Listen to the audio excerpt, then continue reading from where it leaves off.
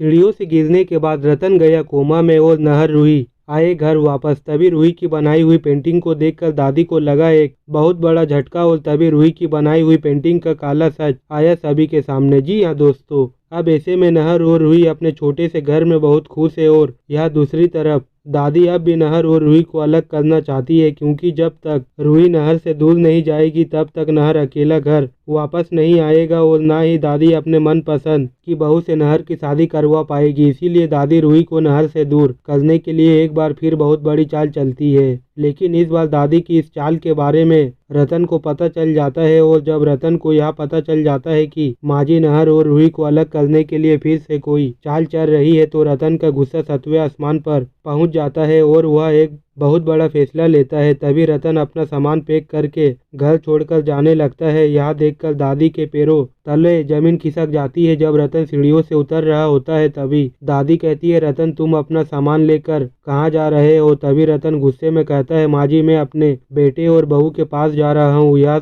घर छोड़कर मुझे नहीं रहना अब आप लोगों के साथ। यह बात कहते ही अचानक से रतन का पैर सीढ़ियों से फिसल जाता है और वह सीढ़ियों से लुढ़कते हुए सीधा जमीन पर गिरता है। उसका सिर बुरी तरह से चोटिल हो जाता है और वह बेहोश हो जाता है। यह देखकर परिवार के सभी लोग के होश उड़ जाते हैं। रतन के सिर से खून बहने लगता है। सब मिलकर रतन को तुरंत कार में बैठाकर हॉस्पिटल ले जाते हैं। डॉक्टर तुरंत ऑपरेशन की तैयारी शुरू करते हैं। तभी समर नहर को कॉल करके यह दुखद खबर बताता है। समर की बात सुनकर नहर और रूही दोनों को एक बहुत बड़ा झटका लगता है। दोनों दौड़ते हुए हॉस्पिटल पहुंचते हैं। वहां दादी नहर से कहती है, नहर रतन तुम्हारे पास ही आ रहा था। तभी अचानक उसका पैर सीढ़ियों से फिसल गया। लेकिन जैसे ही यह कहकर दादी रूही को दोष देने लगती है और उसे एक जोरदार थप्पड़ मारती है। माहौल और भी गर्मा गर्मी हो जाता है। दादी कहती है, रूही अगर तुम उस दिन चुपचाप घर छोड़कर चली जाती तो नहर तुम्हारे साथ जाता और ना ही आज रतन की यह हालत होती। तभी नहर गुस्से में दादी से कहता है, दादी पापा की इस हालत का कारण रूही नहीं बल्कि आप है। अगर आप उस दिन अपने रूही को घर से बाहर निकालने की कोशिश नहीं की होती तो मैं रूही के साथ घर छोड़कर नहीं जाता और पापा आज इतनी बड़ी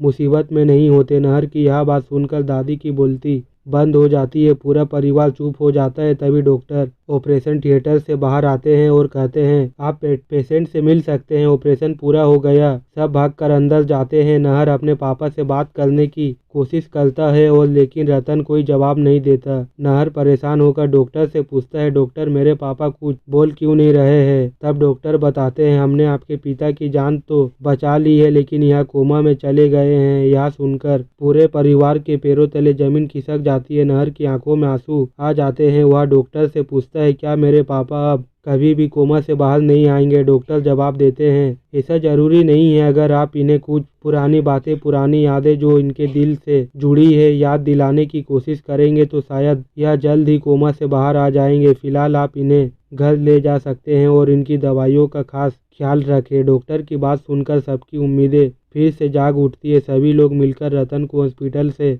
घर ले आते हैं। घर लौटते ही समय माहौल बहुत भारी रहता है। दादी को अब भी लगता है कि अगर रूही इस घर में रही तो नहर और रतन के बीच दूरी और भी बढ़ेगी। तभी नहर और रूही भी घर से जाने का फैसला करते हैं। दादी नहर के सामने हाथ जोड़कर खड़ी हो जाती है और कहती है, नहर तुम मेरे लिए ना सही लेकिन रतन के लिए यह घर मत छोड़ो। अगर तुम रतन के पास रहोगे तो वह जल्द ही कोमा से बाहर आ जाएगा। नहर गुस्से में दादी को कोई जवाब नहीं देता और रूही के साथ घर से चला जाता है। लेकिन थोड़ी देर बाद परिवार और खासकर रतन की हालत को देखते हुए नहर और रूही अपना सामान लेकर वापस आ जाते हैं। जब परिवार के सभी लोग नहर और रूही को घर लौटता हुआ देखते हैं तो उनकी खुशी का ठिकाना नहीं रहता। नहर दादी से कहता है, दादी आप यह मत समझना कि मैंने आपको माफ कर दिया है, मैं केवल और केवल अपने पापा के लिए इस घर में वापस आया हूँ। दादी चुपचाप खड़ी रह जाती है लेकिन तभी अचानक दादी की नज़र रूही की बनाई हुई पेंटिंग पर पड़ती है। पेंटिंग देखकर दादी का चेहरा लाल पीला पड़ जाता है। दादी गुस्से से